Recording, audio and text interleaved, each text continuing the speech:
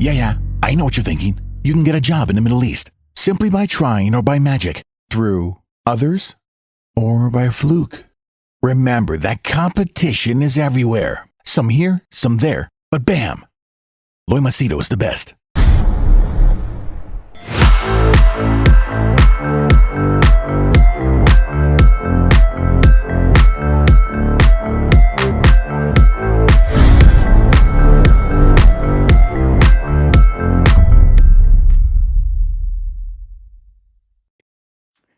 All right, in this video, I'm going to share with you something that I'm very sure, extremely sure, is going to shock you.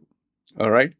It's not only going to shock you, you would have a very, very strong opinion about what I'm about to share. Okay. And my only request to you is before you do form an opinion, you say this person is bad or this person is good or this culture is bad or this culture is good, whatever. I want you to, my request is please watch the whole video and then form an opinion, then give me your opinion. Okay? So that's all I request. But I can assure you this much. This video is going to definitely shock you. All right. For those of you who have, who are new to my channel, my name is Loy Machedo. I am a personal branding strategist. I help people get well-paying jobs in the Middle East, specifically UAE, Dubai. And people also book my services for coaching, consulting, or, they want an opinion on the problems that they're facing, stuff they cannot share with anyone. And because I have around 6,700 plus videos with my opinion, people are generally interested to know what do I think or what do I have to say and what is the solution I recommend. I keep it very practical and realistic. Okay, like this one, like this video that I'm going to share with you, which will definitely shock you. So what is this video all about? This video is a very extremely personal matter that I went through, very personal. You know, if you actually look at my videos, I share with you experiences, I share with you problems, I share with you challenges. But if it is with regards to a client, I never reveal the person's name. If it's with regards to an individual, even if it's my enemy, I do not show you their photograph or their names. There have been people who have used my photograph, my videos to publicly name and shame me, but I've never done that. I just don't believe in doing that. And thankfully, it seems social media, the policies don't allow that. Okay. So I'm very careful what I share. And then when it comes to my own personal life, or it comes to my wife or my kid, I share only what is required. If you check my videos, I do share problems, health. I've spoken about me. I was actually bleeding, internal bleeding, where I was about to die. I shared with you the part that I was going to undergo an operation. You even have my video where they are performing surgery on me. I'm completely naked, completely. To be honest with you, I didn't know I was going to be completely naked. And that video is on YouTube. It's a very graphic video. I was 125 kilos. So there you'll see me naked, my appendage, everything you can see. So that was one hell of an embarrassing reality video. But then there are videos which I do not share.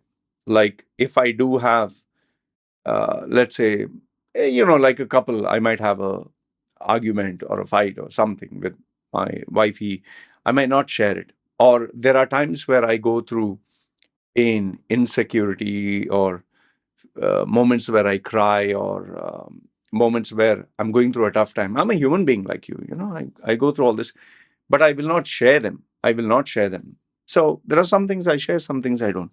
But this particular incident, which happened, was by far the most shocking, which I never thought I would share. Okay, it's a very private, intimate family moment. Okay, now I'll tell you what exactly it is. Imagine it has taken me nearly 2 years of thinking whether I should share or not share. Okay.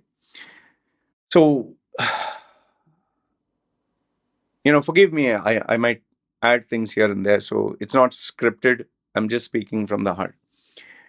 Now, what happened was, this was when I had to go on a business trip with a VVIP client. Those of you who follow my channel would know that around 2 years ago, I had this super VIP client who booked my services, was paying me a big chunk of money per day to travel to a couple of countries, including India, a couple of countries here and there, and Thailand. And he wanted me to be with him, to give him coaching, consulting, guidance, read people, give me a point of view which was totally independent from his team. Rich guy, lot of money. And as I was going for this business trip, which would have lasted, I think, nearly 2 weeks, 3 weeks, full traveling all around, I asked him, since you're paying all expenses, can I take my wife and can I take my kid also as well? And he said, fine, I'll foot their bill. I'll take care of all the expense. So it was a business come holiday, all expenses paid. Okay. People who have followed me over the years know what I'm talking about. Okay. And obviously I couldn't reveal his name, couldn't reveal his identity, but it was going to be one hell of a crazy ride. Okay. So the first week was spent with this VVIP client, and the second week half. The third week was the second week and the third week was going to be spent with my wifey and her family. Okay. So obviously now I have extra money. Obviously now I have money to spend and my wife can enjoy and baby can enjoy. So, people feel happy when you spend money and take care of them. And my wife comes from a very simple family. They live a very simple life. They have property, they have land, but they live very simple. They're like farmers. So I, as even though I was a guest, I don't want them to spend any money because I have the money. Why should I make them spend? And I wanted my wife also not to get anything for free, even though it was her own mom's house. Her dad had passed away by then. So every day I was taking care of the mother. I was taking care of her sisters also had come down, taking care of her sisters, taking care of her sister's family. Maybe, when you earn in US dollars, you don't mind spending in uh, whether Indian rupees or Thai currency because the dollar value is high, the other one is low. So every single day I was busy buying them whatever they like, taking care of the baby, taking care of this thing. Wherever they wanted to eat, I would bring food and they would like to eat in the house. So we would have a barbecue buffet, okay, which was, again, very delicious. And so everything was perfect. Everything was fine. I was happy. They were happy. Fine. So towards the ending, last day where we had to leave, okay, we had to say our goodbyes. All of us, I think the last 2-3 days, 4 days, was where we are having barbecue. You can eat as much as you want. I would foot the bill. So we had around 10, sometimes 15 people. I was making sure they would eat whatever they like because they live a very simple life. For them to eat pork or for them to eat meat or for them to eat seafood is once in 3 months, once in 6 months. And so I was buying literally every single day. Okay. It didn't matter. It was not so expensive that I couldn't handle it. It was a very simple thing. Only thing, slightly more people were there, 10, 15. So you're paying 10x more. So everyone's happy. And then I did something I didn't plan out. And that was I made sure my wife, remember, she's not earning. So I took my wife and I took her mother and I surprised them by buying them gold. Gold is the highest highest form of respect. It's the most amazing gift you can give a Thai family. For them, gold is if you give someone gold, it's like their prestige value. It's like even in India, people like to wear gold and flaunt their status. So in Thailand, if someone has gold, it shows a lot of prestige, and it is many people's dream to just have one gold chain or ring or something. And many people who cannot afford actual gold, they buy fake gold. So I never purchased the mother gold until now. I had taken the mother and I purchased, um, I wouldn't say a very expensive one, but what I'd bought for my wifey, I decided to buy for the mother. And, she was very touched, very, very touched. She sobbed, she cried because she always wanted a gold chain. She never got her whole life. Um, it was a dream of hers. I didn't know all this. And she cried, she wept. She had never shown me her emotions and feelings. She's not a person who shows. And she definitely cried. Okay. And she was very happy. She was very touched. So I felt good as a son in law.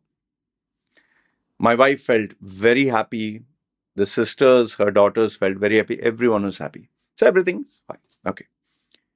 So why I'm giving you the background is because the climax is coming, which will shock you. So now we have me, who is the son-in-law or the brother-in-law for the family, the foreigner, and this is the Thai family. And I'm not in touch with my own family. I consider this like my family, so I just made sure that everyone's happy.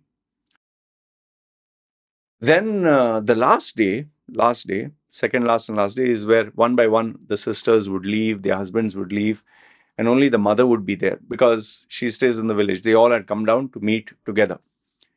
So they took photographs, they took videos, they took, standing together, posing, me, my daughter, my wife, and the family. Okay. So we took a lot of photographs, a lot of videos. Very happy, everyone's happy. And finally, we left. We left and we came back here. We had beautiful memories. Um, the only problem was because my client was a VVIP, I couldn't post any photograph, any videos until I took his explicit permission, which I thought would take a few days, ended up taking almost a year because there were so many photographs, so many videos. And that is why those who are part of my Instagram would see, nearly 1 year, 1.5 year photographs uploaded now. It's slowly coming up. I'm finishing the first batch, now the second batch. So I think there are 5,000 or 6,000 photographs and videos. It's crazy. So I have to go through them, delete the duplicate ones, and choose the nice ones. Okay. But now what happened was, after that situation, after we came back home, obviously you have memories of those photographs. Okay. They have taken. One fine day, and this is the part which is shocking. This one. One fine day when I was checking Facebook, and I was seeing all, they tag one another and they posted the photographs of them, the mother, the family all together. And I noticed something really very strange. In the photographs that they had uploaded, the family was together. They were there. The mother was there. My wife was there. Baby was there. I was not there. Let me repeat again. When you put a photograph, there are different people there, right? Okay. So in some photographs, I'm standing there, someone is standing there taking the photograph of us. But then when this person wants to be in the frame, I have to go and stand there and take the photograph, or somebody else has. So the photographs I had taken, I'm not there. And all the photographs that were put by all the sisters and all the brothers, I was not there. And, initially I was like, okay, this is one family photograph, this is another, this is another. This is my wife and the mother, this is the my daughter and husband and wife. Then my wife and another sister, husband and wife and mother. So they had all their photographs. But I wasn't in any of the photographs that they put. And as I started to look at, obviously, I'm a human being, I'm curious. I checked sister number one, checked the photographs. I'm not there. My wife is there, my kid is there. Okay, I'm not there, any of the photo. Okay. Then I checked the second sister. No, I'm not there. Okay. And I was like, wait, shouldn't I be there somewhere? Obviously, my wife, whatever photograph they took, they put me. She also put her mother, and before that, she had put her mother, father, old photographs. And there were some photographs where I was there with her. So my wife had one or two with me and her and the baby. But the majority, obviously, because she doesn't meet the mother very often. So more of the mother, more of the sisters who she's meeting once in 2 years. But what shocked me was sister one, two, and brother. None of them had my photographs on social media. It was a family photograph, but I was not there. And the mother, I don't think she operates her social media. Someone else operates for her. And then my wifey, most of the photographs with other people, few, one or two with me, where we were together because we went also for a holiday. And as a human being, when you call someone your family and you say you're like my family and they call you family, and I don't have my own family, my own mother, father, I don't have anyone. I don't have any this thing. So I consider them like my family, and I'm very particular who I spend money on. And for them, I didn't look at the expense. Obviously, I have to maintain an expense, but I bought them whatever I wanted. So I really felt, I was like, where am I? Just imagine if suppose let's say you are a part of the family and we have 100 photographs, but you are just in maybe 99 you're not there. Or just imagine there are 100 photographs that they say family in Thai, but you're not there in any of them. It's really, really hit me. I was like, fuck, am I? eh, eh, Do they even consider me family? Like, am I missing something here? Am I an outsider? And then all the memories of my abusive mother, abusive father, stepfather, people not wanting to associate with me, all my past, the ghosts of the past, like people were ashamed of me. All these doubts started to creep in. And I'll tell you, it was a really tough couple of days where I was trying to factor this. I did confront my wife. I did ask her, like, you didn't have a photograph of me anywhere. She's, she gave the basic, no, it was just like family. They don't think anything. She didn't know how to explain. So I realized asking her is no point because she doesn't know how to explain. Because, understand this much, English is not her first language. So I had to have that maturity to understand, even if I ask her, she wouldn't know how to explain. So it's no point asking. So I try to figure it out. Now, obviously, when you check stuff online and when you start Google search and all that, you would see a lot of negative posts, okay? Because that always gets more viral and publicity, where it's a fact. This is a fact that for Thai people, um, a non-Thai, especially from the Western, is called a Farang or Falang. Okay, means foreigner. Farang. Um, I do not know how far they call people from India, Pakistan, and all that, or the ones who are not white or Western passport holders, but generally they call all foreigners Farang. And this is also another fact about the Thai culture.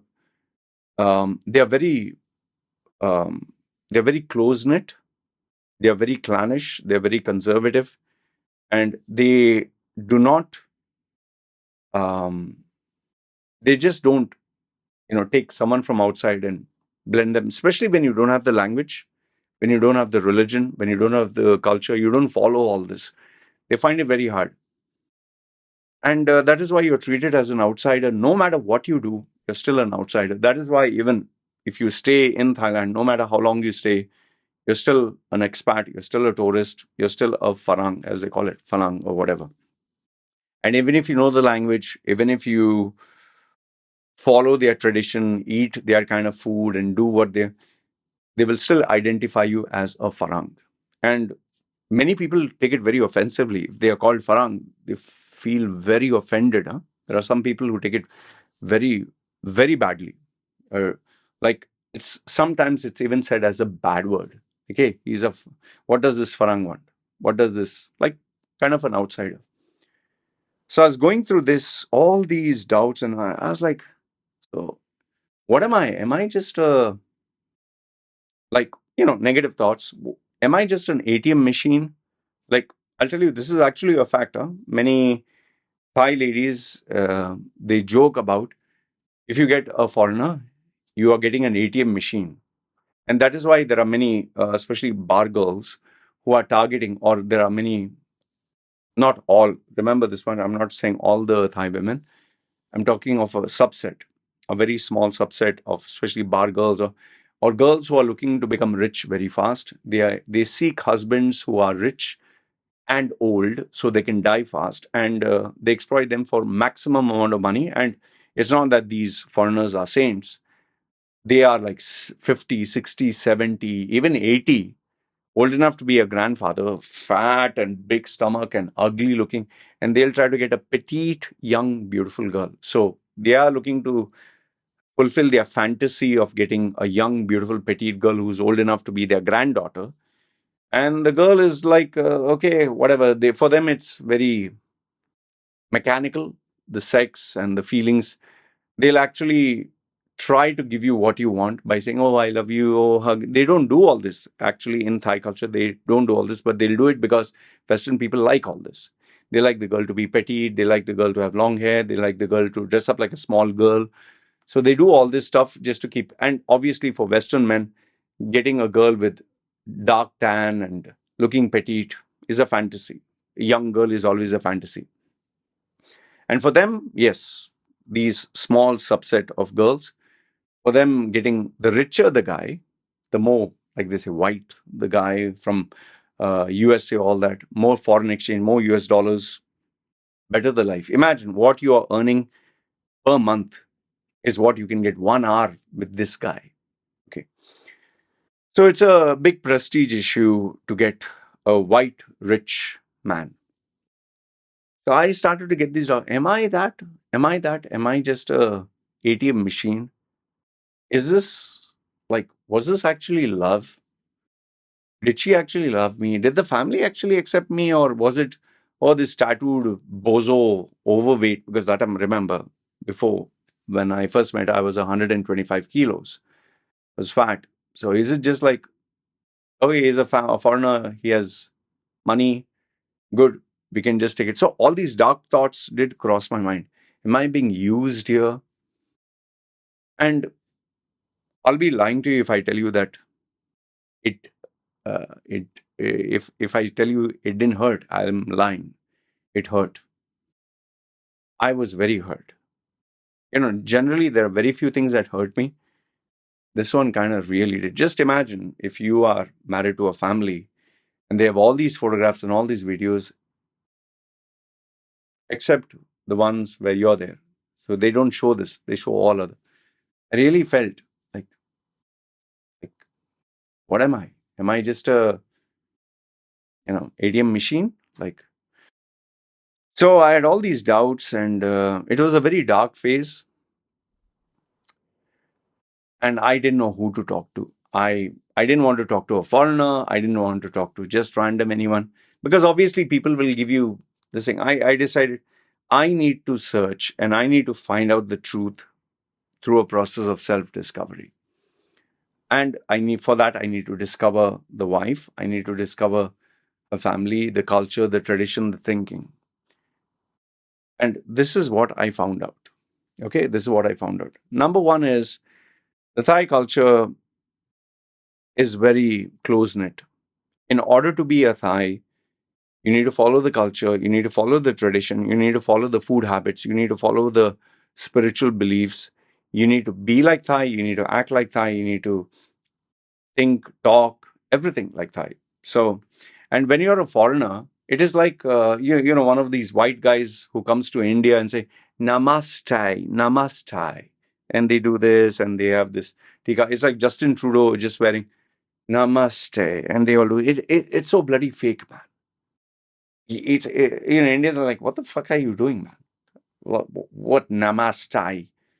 So it's like when a foreigner tries to copy a Thai culture, you're just out of place. It's like a fish out of water. So that's number one. So for them, you'll always be an outsider, no matter what you do, because obviously your culture, your beliefs, your lifestyle. Food is different, very very different. Their religious beliefs, very very different. Their lifestyle, very different. Okay. So one is I realized, okay, so I don't fit into all this. And obviously, my own personality, I don't get along with my own Indians. What do you expect? So, with tattoos and the way I am, and in fact, my own personality, I'm working 24/7. I obsessed about work. I don't mix with even my own wife. I very limited interaction. Forget the family. I meet them once in 2 years, once in 3 years, just for a few minutes or few hours or few days. So what closeness do they have? Hardly nothing. And then we don't speak the same bloody language also. And then I also realized that I'm not investing any time, effort, money. And come on, I'm 40. We are not children. So when I realized all this, I was like, so the amount of time, money, effort, whatever, has been so little in the 40 years, let's say 50 years of that, my wife's mother's life, or the 40 years of her sister's life. I've just met them and been with them for 15 days max. So what do I expect? Do I expect them to hug me and hold me, which they don't do? It's a different culture. So overall, I kind of realized that there is no way. There is no way I'm going to earn that much of love, affection, where they would identify me as family. And remember this. Out of courtesy, many people would say, he's my family. Come on. Like, for example, if I were to get the mother and sisters, I would hold them like this and say, family. Because I have that kind of maturity and I have that kind of thinking. But they are from the village. They are simple people. For them, oh, he's a big man. They, they look at me that way. They are not going to hug me. And they find it very difficult. And Thai people do not go around hugging people. Remember, it's always a swadi and, a distance that is maintained. It took me quite some time to realize all this. At that time, I was really, I was really hurt. I was really heartbroken. I really felt that, fuck, even after all this, I still don't have a family that loves me. I really felt that way. I don't have a family that loves me. I don't have a family that accepts me. I'll always be an outsider, never have friends. But once all that emotional upheaval settled down, and when I became cool, calm, composed, I just realized, man, you're forcing it, man. You're just forcing it. It's naturally, it's not supposed to happen. And it's not supposed to happen with people from the village who are distinct in their language, their culture, and you hardly spend, out of the 6 years, you've hardly spent like few hours with them.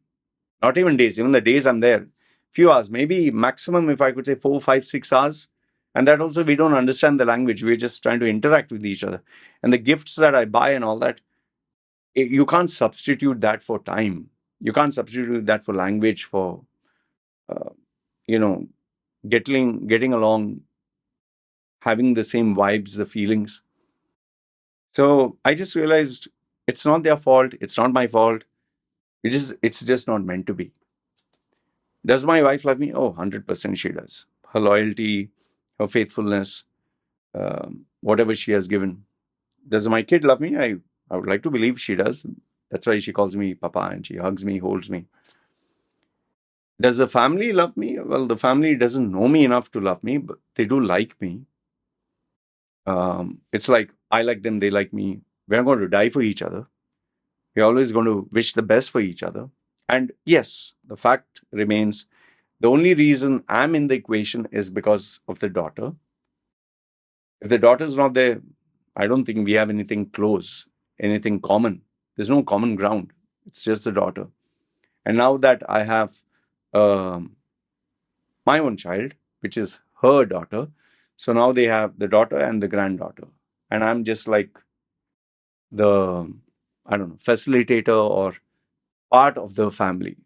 But the closeness will be there with the daughter first, the granddaughter, because, and I made one thing which I'm very happy and proud to share is I made sure that she learned the Thai language. She's identified as Thai. She mixes with Thai. Her passport is Thai. Everything is Thai. So, and they speak to one another every single day. And even when they went for holiday, they spend time together full, you know. So I didn't want her to feel like an outsider. So yeah. But overall, you know, when you think about it, it really gets to you. It's like, sheesh, man. I don't know how you would have reacted if you're in my place. And I'm a very unique character if you actually look at it in that way. I'm not. I don't have a mother. I don't have a father who I'm close to. I'm not feeling sad or I'm not crying. Something just went in my eye. Um, I don't know my real father. My stepfather was never close to me. He was abusive. My mother, I mean, she was only focused on money and her own self goals. None of my relatives I'm close to. We have a distance. Or none of my other outer relatives, we hardly, I don't know, maybe our family was screwed up. It's a Mangalorean family.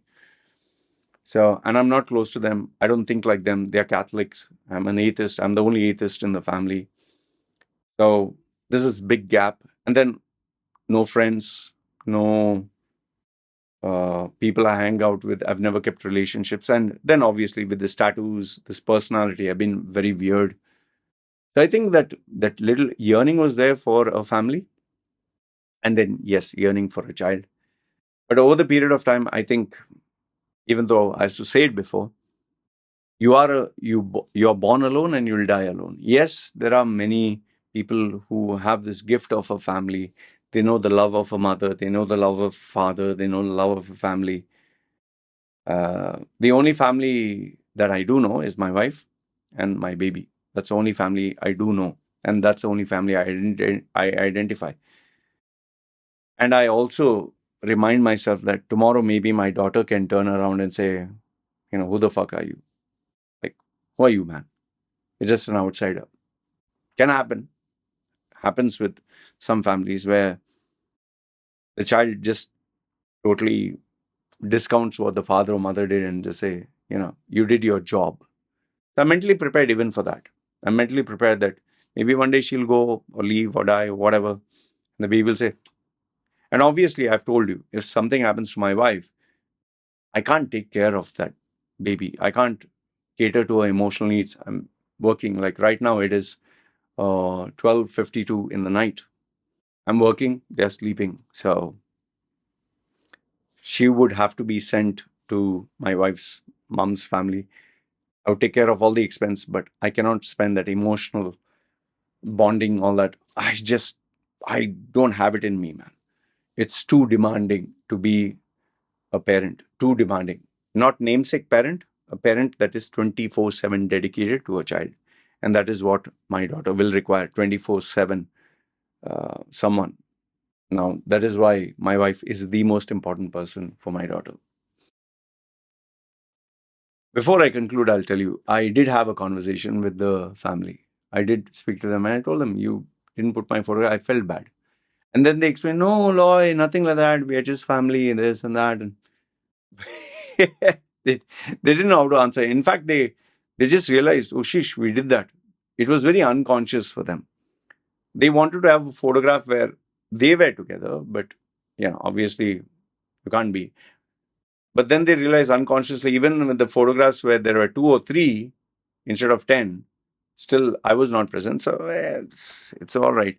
And I joke with them sometimes. I say, I have told them many times, I'm going to put me with all of you, and I'll blur your faces.